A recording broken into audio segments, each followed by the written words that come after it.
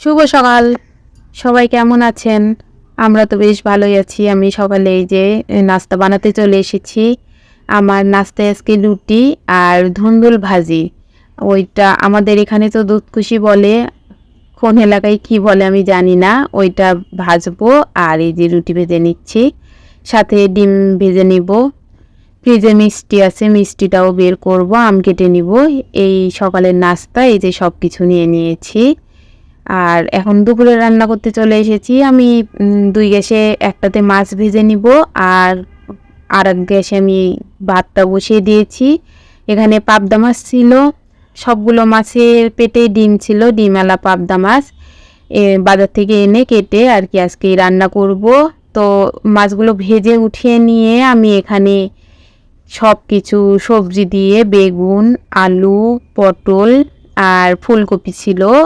ফুলকপি দিয়ে আমি কাঁচামরিচ বেটে আদা জিরা দিয়ে আমি একটা পাতলা ঝোল করে নিব। যে গরম পড়েছে এর মধ্যে আর পেঁয়াজ রসুন খেতে ইচ্ছে করছে না। আর আমি মাছে অতটা পেঁয়াজ রসুন পছন্দও করি না।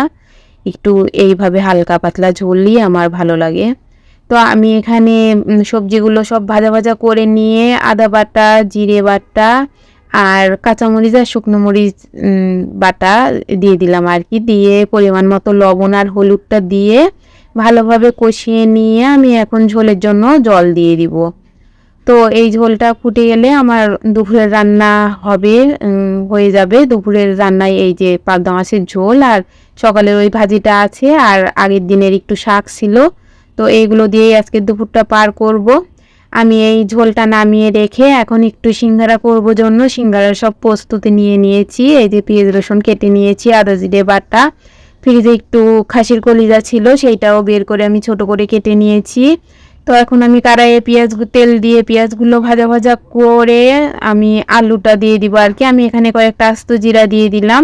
আলুটা দেওয়ার পরে একটু লবণ আর হলুদ দিয়ে ভাজা ভাজা করে নেবার পরে আমি খাসির কলিজাটা দিয়ে দিব। এখন আমি লবণ আর হলুদটা দিয়ে দিচ্ছি। তো আমি সিঙ্গারার জন্য এই যে সিঙ্গারার ভিতরে যে পুরটা থাকে আমি সেটাই তৈরি করে নিচ্ছি আর কি। তো এখন এই যে খাসির কলিজাটা দেবার পরেও একটু ভাজা ভাজা করে নিব।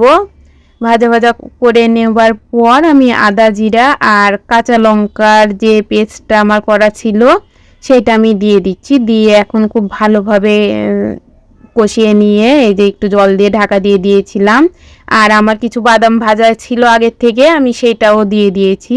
এখন এই তরকারিটা আমি ঠান্ডা হতে রেখে দিব আর এইদিকে আমি ময়দার ডোটা তৈরি করে নিব। তো সিঙ্গারার রেসিপিটা আমি আর এই ভিডিওতে দিতে পারলাম না, আমি পরের ভিডিওতে সিঙ্গারা ভাজাটা দিয়ে দিব, ভাজ করা ভাজা। তো এখন এই পর্যন্তই। ভিডিওটা ভালো লেগে থাকলে অবশ্যই লাইক কমেন্ট শেয়ার করে দিবেন। যদি আমি সিঙ্গারা ভাজার রেসিপিটা এখানে দিয়ে দিতাম তাহলে ভিডিওটা অনেক বড় হয়ে যেত, সেই জন্য আমি দিতে পারলাম না। সবাই ভালো থাকবেন, ধন্যবাদ।